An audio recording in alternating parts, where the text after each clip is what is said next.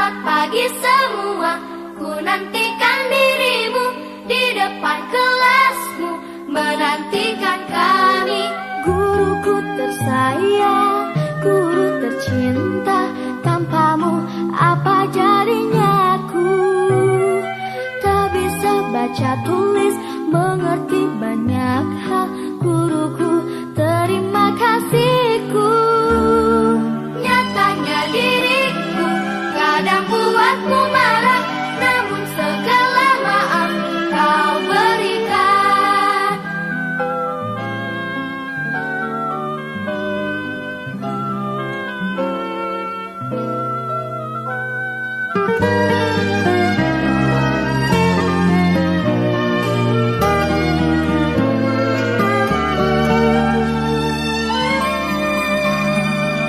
Selamat pagi semua, ku nantikan dirimu di depan kelasmu, menantikan kami. Guruku tersayang, guru tercinta, tanpamu apa jadinya aku? Tak bisa baca tulis, mengerti banyak hal. Guruku, terima kasihku. Nyatanya diriku kadang buatmu marah, namun segala maaf kau berikan. Guruku tersayang, guru tercinta, tanpamu apa jadinya aku? Tak bisa baca tulis, mengerti banyak hal. Guruku, terima kasihku. Guruku tersayang, guru tercinta, tanpamu apa jadinya aku? Wabillahi nasta'in wa ala umuri tawakil. Wassalatu wassalamu ala asyrafil anbiya'i wal mursalin wa ala alihi wa sahbihi ajma'in. Amma ba'du. Yang terhormat Ibu Kepala Sekolah SDN 53, yang terhormat guru-guru dan staf SDN 53. Berdirinya saya di sini sebagai pembawa acara yang akan membacakan susunan acara pada hari ini. Yang pertama, pembukaan. Yang kedua, menyanyikan lagu Indonesia Raya. Ketiga, doa. Keempat, sambutan Ibu Kepala Sekolah. 5, penyampaian materi. Keenam, penutup. Marilah kita buka acara ini dengan membacakan basmalah. Acara kedua adalah menyanyikan lagu Indonesia Raya yang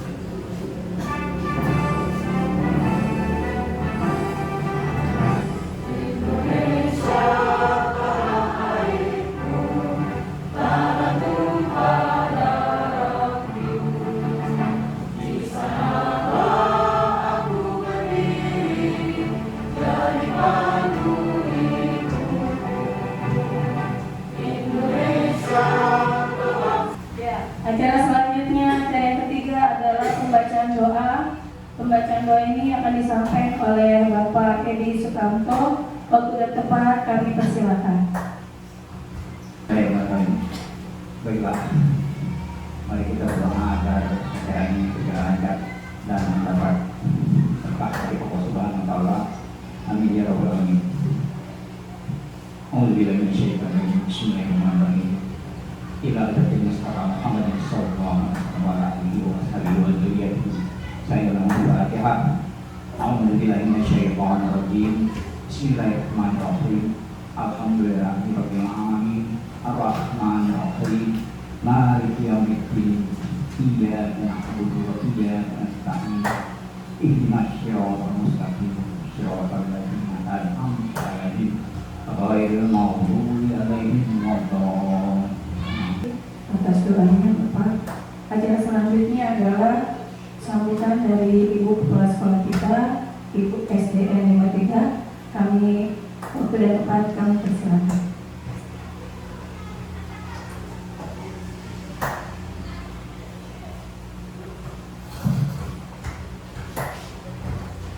Bismillahirrahmanirrahim. Assalamualaikum warahmatullahi wabarakatuh. Yang saya hormati Bapak dan Ibu Guru SD Negeri 53. Pada kesempatan hari ini terima kasih untuk rekan kita Ibu Siska sama dengan Ibu Erisa atas undangan diseminasi budaya positif di sekolah, di mana diseminasi hari ini adalah untuk tugas guru penggerak mereka yang harus mereka tunaikan, yang harus mereka kerjakan.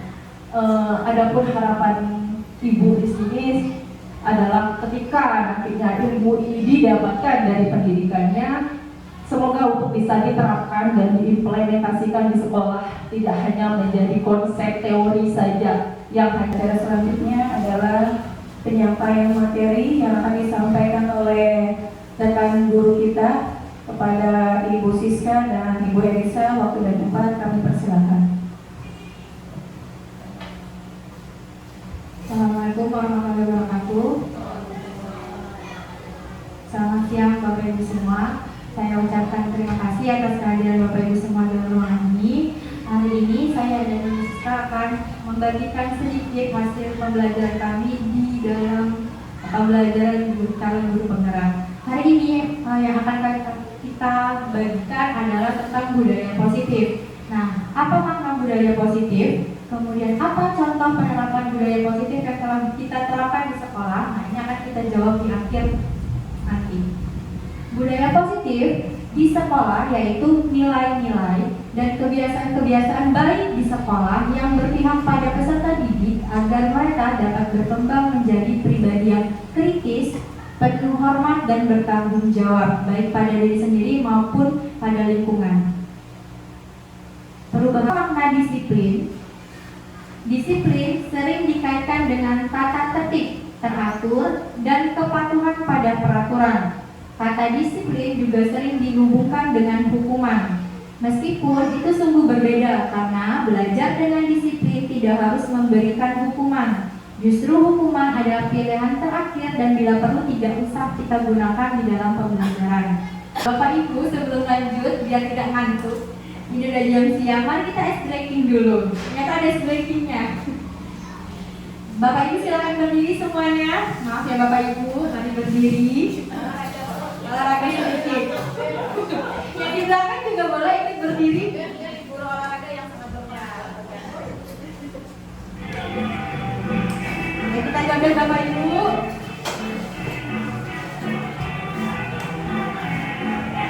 Semangat Pak.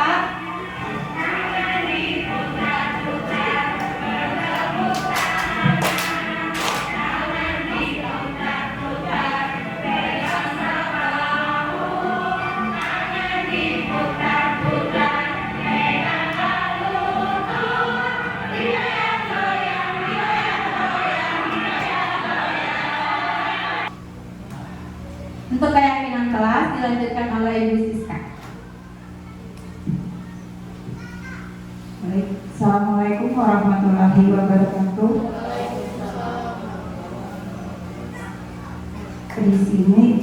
Di sini saya melanjutkan dari pemaparan tentang budaya positif. Mohon maaf sebelumnya Bapak Ibu semua, di sini saya berdiri bukan untuk menggurui, tapi saya di sini adalah berbagi praktik baik tentang ilmu dan pengalaman yang saya dapatkan selama proses pendidikan guru penggerak. Yang mana harapan saya nanti kita bisa menerapkan budaya positif ini terutama di kelas dulu, kemudian berkembang menjadi budaya sekolah.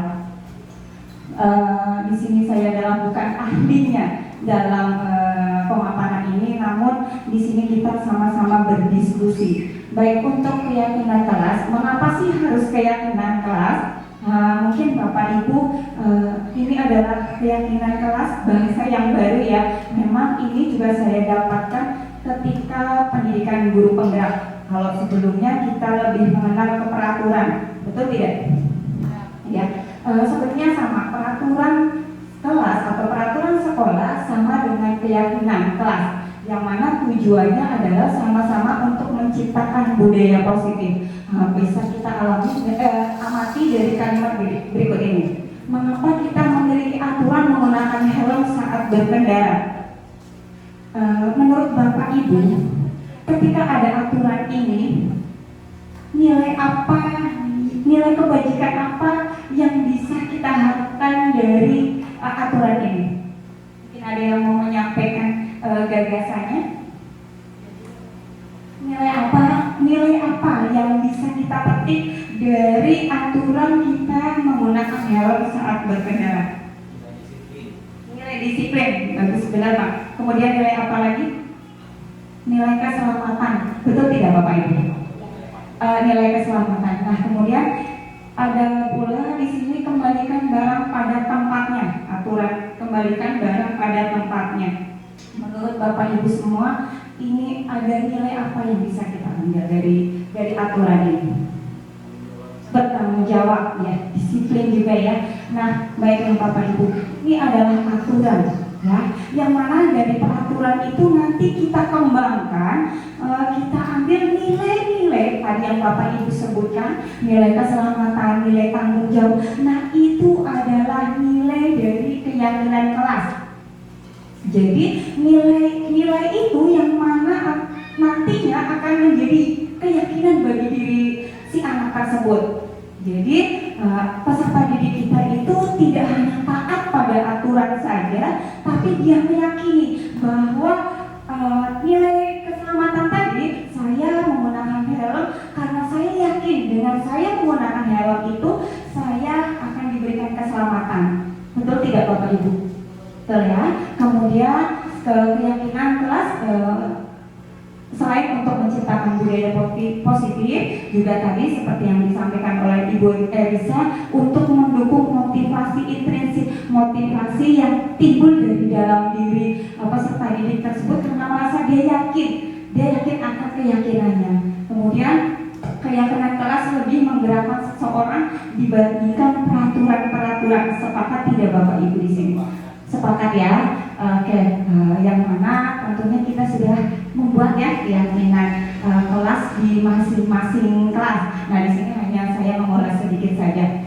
Keyakinan kelas atau keyakinan sekolah itu berisi nilai-nilai universal yang diyakini untuk diterapkan di sekolah atau di kelas tersebut. Kemudian dalam hal ini guru itu berperan dalam mewujudkan keyakinan sekolah atau keyakinan kelas tersebut dengan adanya kesepakatan antara guru dan murid. Nah, hal-hal apa saja sih yang perlu kita perhatikan dalam pembentukan keyakinan kelas? Ini juga saya pelajari baru ketika saya mengikuti guru penggerak ini. Bagaimana saya membuat keyakinan di kelas saya? Yang pertama adalah keyakinan kelas itu bersifat lebih abstrak daripada peraturan. Kemudian keyakinan kelas berupa pernyataan-pernyataan yang universal. Kemudian pernyataan keyakinan kelas senantiasa dibuat dalam bentuk positif. Baiklah, sebelum kelima kebutuhan dasar manusia, bahwa peraturan dan keyakinan kelas itu tadi seperti saya sampaikan untuk menciptakan lingkungan positif. Lingkungan positif ini di kelas dulu, kemudian nanti kita kembangkan setelah melalui pembiasaan yang mana nanti akan menjadi budaya positif di sekolah, tidak hanya di kelas, karena melalui pembiasaan jadi diharapkan bisa menjadi budaya positif di sekolah. Kemudian tentang 5 kebutuhan dasar manusia. Jadi setiap manusia itu melakukan suatu tindakan tentunya memiliki maksud atau tujuan. Benar nggak Bapak Ibu? Setuju nggak? Setuju ya. Nah, di sini apa yang kita upayakan, apa yang kita lakukan, yang terbaik yang bisa kita lakukan itu adalah untuk memenuhi kebutuhan dasar manusia. Nah, kebutuhan dasar tersebut apa saja? Yang pertama adalah kebutuhan bertahan hidup, kebutuhan kasih sayang dan rasa ingin diterima, penguasaan, kebebasan, dan kesenangan. Sedikit informasi saja nanti akan saya bahas untuk kebutuhan bertahan hidup. Kebutuhan bertahan hidup itu adalah bersifat fisiologis untuk bertahan hidup seperti kesehatan, rumah, dan makanan. Kemudian kebutuhan kasih sayang dan rasa ingin diterima adalah kebutuhan akan hubungan dan koneksi sosial. Kebutuhan untuk memberi dan menerima kasih sayang dan kebutuhan untuk menjadi bagian dari suatu kelompok. Nah, di sini anak-anak yang memiliki kebutuhan dasar rasa kasih kasih sayang dan rasa ingin diterima yang tinggi, dia itu ingin disukai dan diterima oleh lingkungannya.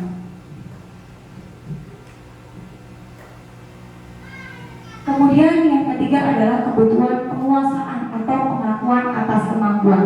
Nah, kebutuhan ini adalah meliputi keinginan untuk dianggap berharga. Biasanya ada ya anak-anak yang seperti itu, untuk dianggap berharga, bisa membuat pencapaian, kompeten, diakui dan dihormati. Nah, anak-anak yang memiliki kebutuhan dasar penguasaan di sini biasanya itu selalu ingin menjadi pemimpin. Karena pengen berkuasa, dia ingin menjadi pemimpin, suka mencoba hal baru, kemudian merasa kecewa bila melakukan kesalahan. Dan yang keempat adalah kebebasan. Kebutuhan kebebasan akan kemandirian, otonomi, memiliki pilihan dan mampu mengendalikan arah hidup seseorang. Nah, anak-anak yang memiliki kebebasan yang tinggi ini perlu banyak bergerak dan mereka juga suka dengan sesuatu yang baru. Yang kelima adalah kebutuhan kesenangan. Kebutuhan kesenangan itu adalah kebutuhan untuk mencari kesenangan, misalnya bermain, tertawa. Ada ya anak-anak seperti itu di kelas yang sukanya dia bermain dan tertawa. Itu merupakan kebutuhan dasar sebenarnya. Nah, anak-anak dengan kebutuhan dasar kesenangan biasanya itu dia menikmati apa yang dia lakukan, memiliki konsentrasi tinggi, tapi konsentrasi tingginya bagi saat mengerjakan sesuatu yang baru yang mereka dia sukai, dia akan memiliki konsentrasi yang tinggi. Nah, kebutuhan dasar ini mungkin Bapak Ibu bertanya, apabila 5 kebutuhan dasar ini tidak terpenuhi, apa akibatnya? Betul tidak Bapak Ibu? Ya, menurut saya apabila 5 kebutuhan dasar tidak terpenuhi ini akan jadi masalah. Contohnya begini, simpel saja, ketika pagi hari ada anak mungkin dia belum sarapan, dia izin ke toilet, kemudian ternyata di toilet itu dia lapar, merasa lapar, dia pengen makan. Berarti kebutuhan dasar apa yang belum terpenuhi dari anak tersebut? Bertahan hidup, memenuhi rasa laparnya dengan makan. Nah, kemudian satu lagi, mungkin biasa saya temui juga ini di kelas saya, ada siswa kita yang ketika kita mengajar dia asik bermain, dia misalnya asik bermain pensil atau asik bermain batu seperti itu, kurang memperhatikan ketika kita mengajar. Di sini apa kebutuhan dasar dari si anak tersebut yang belum terpenuhi? Kesenangan dan satu lagi Bapak Ibu, rasa ingin diterima. Mungkin saja si anak tersebut ketika kita menjelaskan, kita kurang memantau si anak tersebut. Kita tidak menanyakan kenapa kamu sih belum jelas ya. Misalnya kita bisa melakukan seperti itu ya. Jadi dia melakukan sebuah permainan atau kesenangan dengan cara seperti itu untuk menerima perhatian kita. Seperti itu ya Bapak Ibu ya. Kemudian bisa dilanjutkan Mbak Elsa. Nah, tugas kita sebagai guru apabila si anak tersebut belum memenuhi kelima kebutuhan dasar tersebut, ini adalah tugas kita untuk mengontrol atau mengawasi murid-murid kita. Nah, untuk 5 posisi kontrol guru, yang pertama adalah penghukum, pembuat orang merasa bersalah, teman, pemantau, dan manajer. Sebelum saya melangkah lebih jauh, mari kita introspeksi Bapak Ibu semua. Di sini, di manakah posisi kita sekarang ini? Apakah sebagai penghukum, apakah sebagai teman, atau pembuat orang merasa bersalah, pemantau atau manajer? Pemantau di sini adalah mengawasi. Pemantau. Ada yang lain? Penghukum. Ya, saya akui juga saya mungkin terkadang berada di posisi seperti itu. Oke, posisi kontrol guru sebagai penghukum. Ciri khasnya dalam posisi kontrol guru penghukum adalah seorang penghukum bisa menggunakan hukuman fisik ataupun verbal dengan nada suara tinggi. Contohnya nih, patuhi aturan saya sambil mungkin sambil penggaris di tempelkan ke ininya. Nah, itu adalah hukuman fisik. Kemudian atau disuruh lari-lari keliling lapangan 5 kali, itu merupakan kontrol kita sebagai pembuku.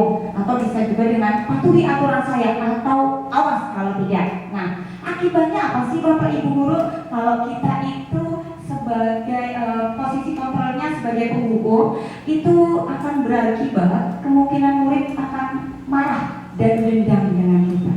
Betul tidak? Coba kita pikirkan. Lanjut, guys. Kemudian posisi pembuat rasa bersalah.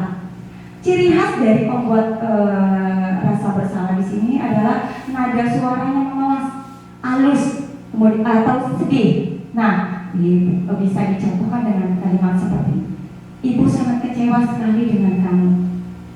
Bagaimana sih nak kamu? Nanti ibu jadi kena marah sama ibu kepala sekolah. Itu adalah contoh guru sebagai posisi kontrol pembuat rasa bersalah. Mengapa sih kamu melakukan hal tersebut? Nah, akibat dari posisi kontrol pembuat rasa bersalah yaitu murid akan memiliki penilaian yang buruk terhadap dirinya sendiri. Kemudian murid merasa tidak berharga dan telah mengecewakan orang-orang di sekitarnya, terutama gurunya. Lanjut Bu Elisa. Kemudian posisi kontrol guru sebagai teman. Nah, di sini ciri khasnya adalah ramah. Kita itu akrab dengan murid-murid dan sering bercanda, sering bermain. Nah, dampak positifnya dari posisi kontrol kita sebagai teman adalah murid akan merasa senang dan akrab, betul ya Bapak Ibu ya. Namun ternyata di situ juga ada dampak negatifnya. Apa dampak negatifnya? Murid menjadi tergantung kepada guru tersebut. Ketika guru melakukan sebuah kesalahan ataupun tidak menyapa si anak tersebut, apa efeknya? Dia akan marah dengan kita. Kemudian posisi kontrol pemantau atau pengawas, mengawasi di sini. Contoh kalimatnya bisa seperti ini.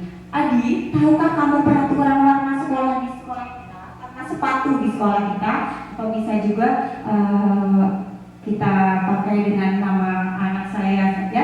Edo, tahukah kamu jam berapa mulai bel masuk sekolah? Nah, itu adalah posisi pemantau. Ciri khas posisi pemantau bertindak sesuai aturan yang ada di sekolah tersebut. Kemudian nada suaranya datar dan emosi tidak terlalu tinggi.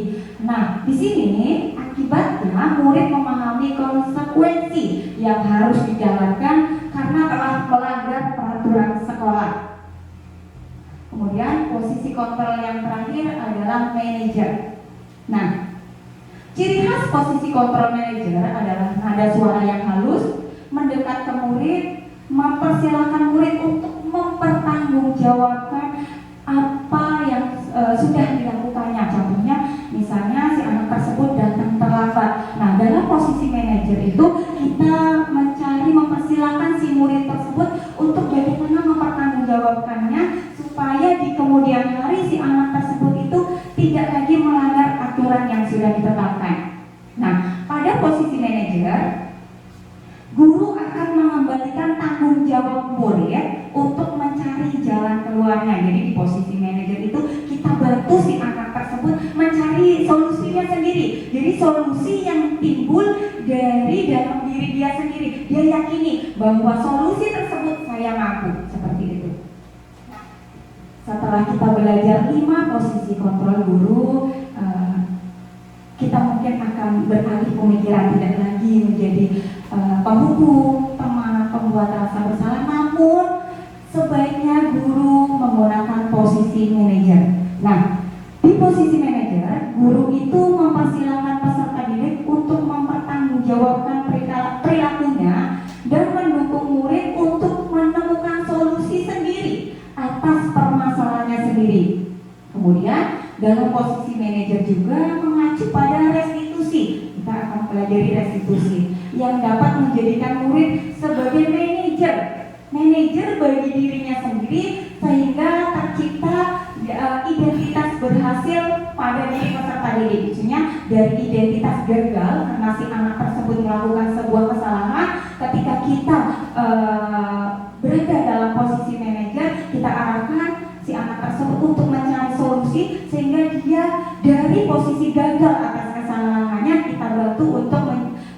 berada di posisi sukses.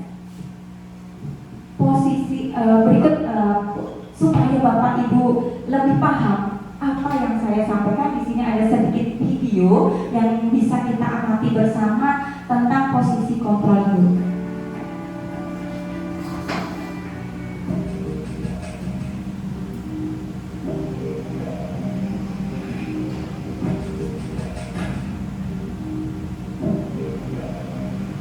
Naran, sini kamu.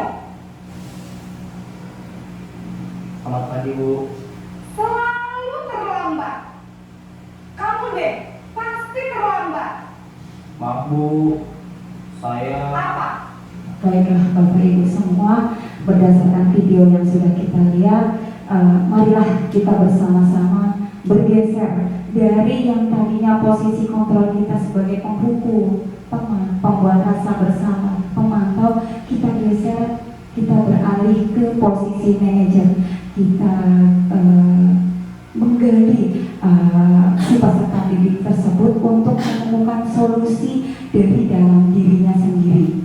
Seperti itu ya Bapak Ibu, kita sama-sama belajar. Baiklah, untuk selanjutnya adalah restitusi. Apa sih restitusi? Restitusi adalah proses menciptakan kondisi bagi murid untuk memperbaiki kesalahan mereka, sehingga mereka bisa kembali pada kelompok mereka dengan karakter yang lebih kuat. Ini disampaikan oleh Gosen 2024. Kemudian segitiga restitusi. Apa sih segitiga restitusi? Dalam menyelesaikan sebuah masalah hendaknya kita menggunakan tahap segitiga restitusi, yaitu suatu proses dialog yang dijalankan oleh guru atau orang tua agar dapat menghasilkan murid yang mandiri dan bertanggung jawab. Di sini konteksnya adalah dialog. Dalam segitiga restitusi itu ada dialog bagaimana kita menerapkan sisi-sisinya nanti. Ada 3 sisi dalam segitiga restitusi. Yang pertama adalah menstabilkan identitas, kemudian validasi kebutuhan, dan yang ketiga adalah menanyakan keyakinan. Ini contoh-contohnya. Setiap orang pasti pernah melakukan kesalahan. Ini adalah bagian dari menstabilkan identitas. Kamu bukan satu-satunya yang pernah melakukan ini. Kita lakukan dengan dialog ya kalau segitiga restitusi. Namun kita menggunakan tahap segitiga ini dengan 3 sisi. Nah, adakah cara yang lebih efektif untuk mendapatkan apa yang kamu butuhkan? Ini adalah validasi kebutuhan. Kemudian kamu tentu punya alasan mengapa melakukan hal tersebut. Dan yang ketiga adalah menanyakan keyakinan. Kita bisa menanyakan keyakinan melalui nilai-nilai apa yang telah kita sepakati. Nah, misalnya anak sedang melakukan kesalahan, dalam menanyakan keyakinan ini kita bisa menggunakan kalimat, yo nilai apa yang kita sepakati bersama yang sudah kamu langgar dalam hal masalahnya. Kemudian kamu ingin menjadi orang yang seperti apa? Ini adalah segitiga restitusi. Menstabilkan identitas berdasarkan prinsip membuat kesalahan adalah bagian dari proses pembelajaran. Jadi dalam menstabilkan identitas ini menggeser dari posisi gagal beralih menjadi posisi sukses. Lanjut Bu Elisa. Yang kedua adalah validasi tindakan yang salah. Berdasarkan prinsip, setiap perilaku adalah berupaya untuk memenuhi suatu kebutuhan tertentu dengan suatu tujuan. Kemudian di posisi ini, guru akan bergeser dari pemikiran stimulus respon menjadi proaktif. Dan pada validasi tindakan yang salah ini, mengenali dan mengakui kebutuhan murid akan memperbaiki hubungan dengan murid. Yang ketiga adalah menanyakan keyakinan. Nah, dalam menanyakan keyakinan, di sini murid akan diberi pertanyaan-pertanyaan bermakna untuk memunculkan motivasi dari dalam diri si anak tersebut. Kemudian mampu mengaitkan keyakinannya dengan tindakan yang salah. Contohnya setelah misalnya datang terlambat, nilai keyakinan apa yang sudah dilanggar, misalnya disiplin seperti itu. Nah, segitiga restitusi dalam penyelesaian masalah. Guru yang berperan sebagai manajer, nah tadi kita harapkan kita bisa berada di posisi manajer. Nah, guru yang berperan sebagai posisi manajer menggunakan segitiga restitusi dalam menyelesaikan masalah dengan 3 tahapan yang tadi adalah menstabilkan identitas, kemudian validasi tindakan yang salah, dan menanyakan keyakinan. Nah, tujuannya apa? Untuk menghasilkan murid yang mandiri dan bertanggung jawab. Baiklah Bapak Ibu, itu saja yang bisa saya sampaikan dengan Bu Elisa. Di sini kita buka sesi tanya jawab. Mungkin dari Bapak atau Ibu ada yang ingin berbagi atau menambahkan dari pemaparan kita, atau ada yang mau ditanyakan, kami persilakan.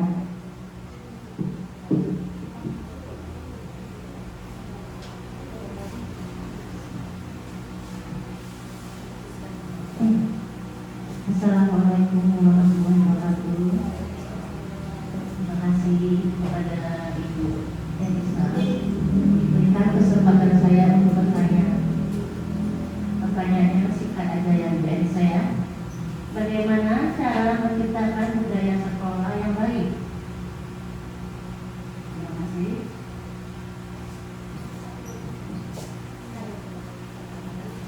Satu lagi Elisa. Terima kasih. Sedikit aja pertanyaannya tentang segitiga restitusi tadi ya. Dalam penerapannya, apakah segitiga restitusi itu harus dijalankan sesuai urutannya? Gitu. Terima kasih.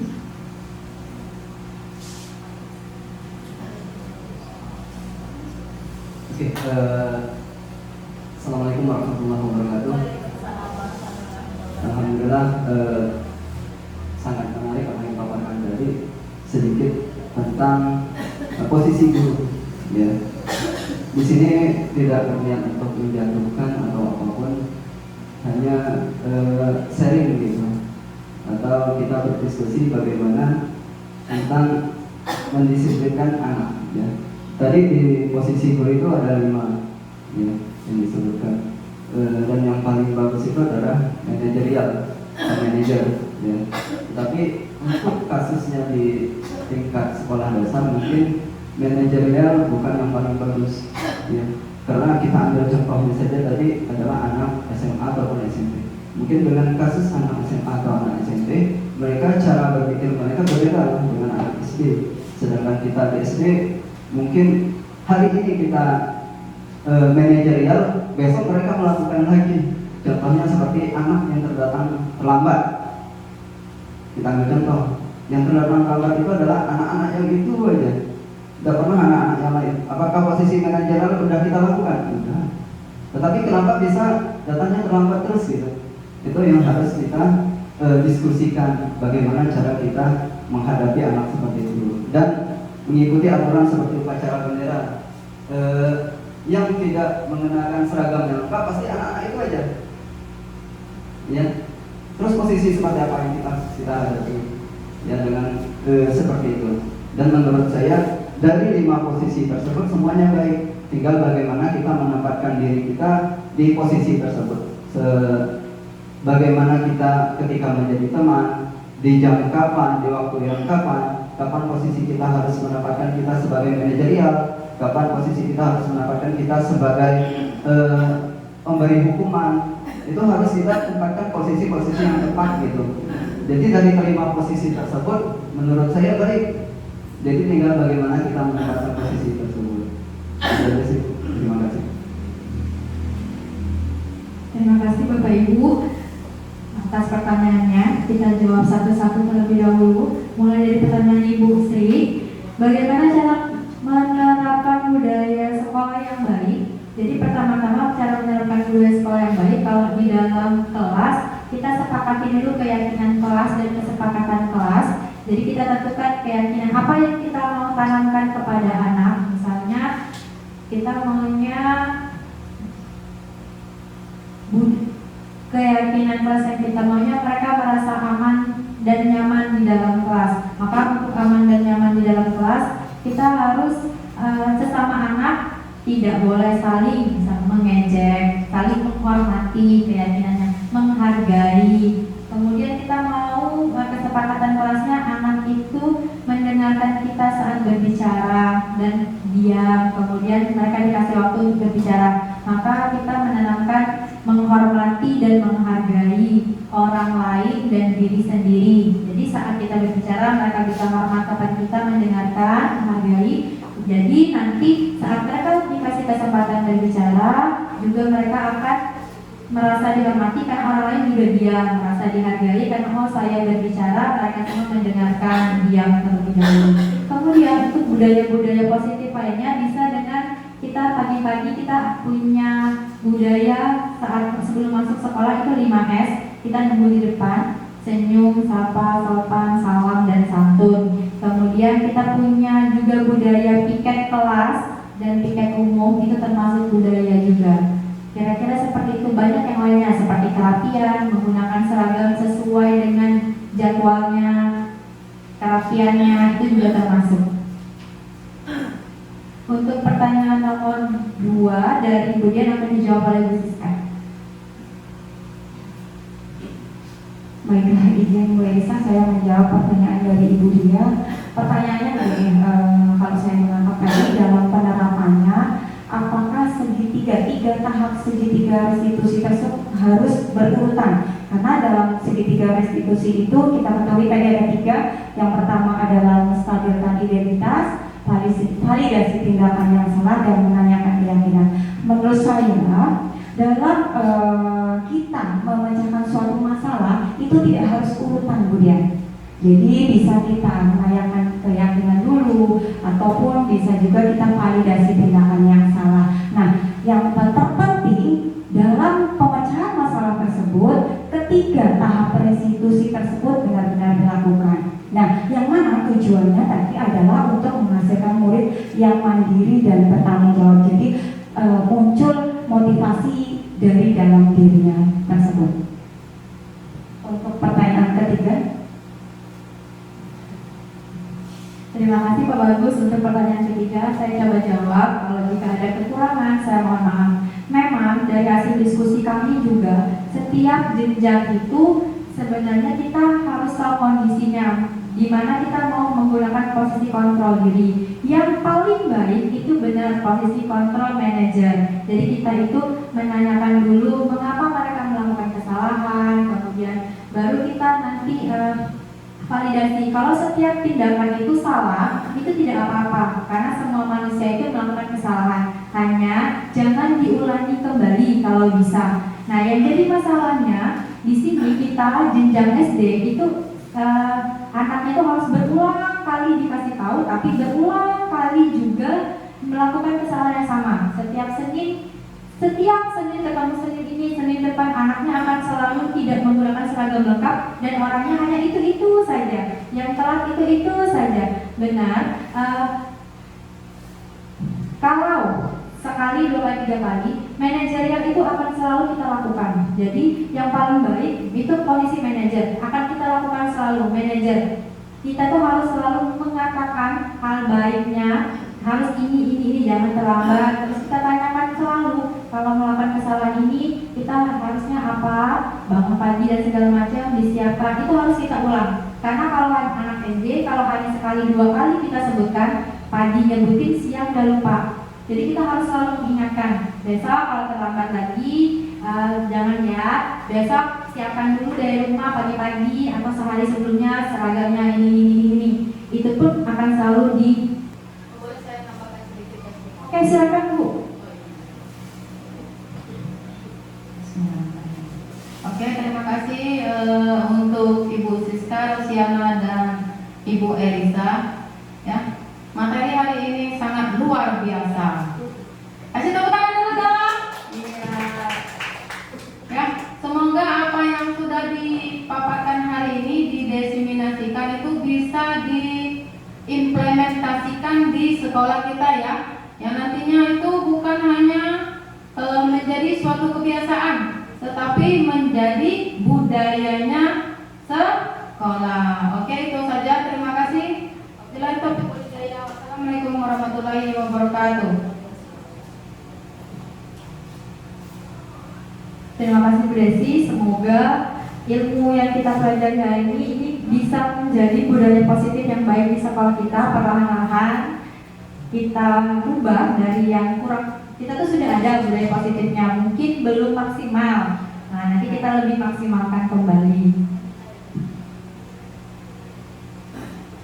Oke, baiklah Bapak Ibu, saya izin menambahkan sedikit. Ketika kita berada di posisi kontrol tadi, kita juga sebaiknya berkolaborasi dengan orang tua. Artinya gini, kita tidak mungkin menerapkan budaya positif ini hanya di sekolah saja. Kita perlu perlu berkolaborasi dan melanjutkan saja. Sebelum saya dan Bu Elisa tutup, saya ingin mengajak Bapak Ibu semua untuk refleksi. Kita refleksi terhadap apa yang telah saya dan Bu Elisa tadi lakukan atau sampaikan di sini. Nanti saya akan bagikan sticky note. Silakan Bapak Ibu menuliskan apa yang kita pelajari di hari ini. Nanti akan saya sediakan kertasnya di sini. Silakan Bapak Ibu bagi yang sudah menuliskan refleksinya bisa ditempelkan.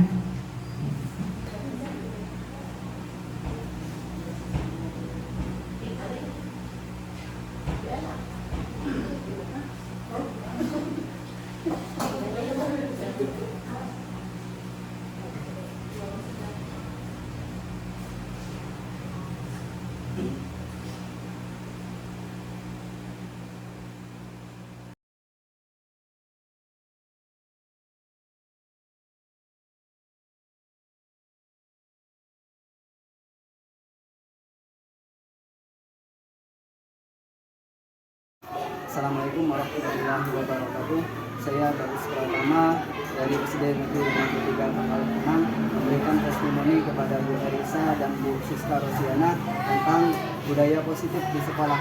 Alhamdulillah kemarin Bu Siska sama Bu Elisa sudah memberikan diseminasi kepada kami tentang budaya positif sekolah, dan alhamdulillah dengan materi tersebut kami terbuka pemikirannya tentang budaya positif yang ada di sekolah. Dan alhamdulillah dengan adanya diseminasi tersebut di sekolah SD Negeri 53 Pangkal Pinang ini menjadi lebih tahu tentang bagaimana menerapkan budaya positif di sekolah. Dan alhamdulillah dengan adanya diseminasi kemarin, semua guru di sekolah menjadi terbuka pikirannya tentang budaya positif yang dari sekolah. Mudah-mudahan dengan terjadinya atau dengan diseminasi tersebut, guru-guru menjadi membudaya dalam menghidupkan budaya positif di sekolah. Terima kasih, sekian testimoni dari saya. Assalamualaikum warahmatullahi wabarakatuh.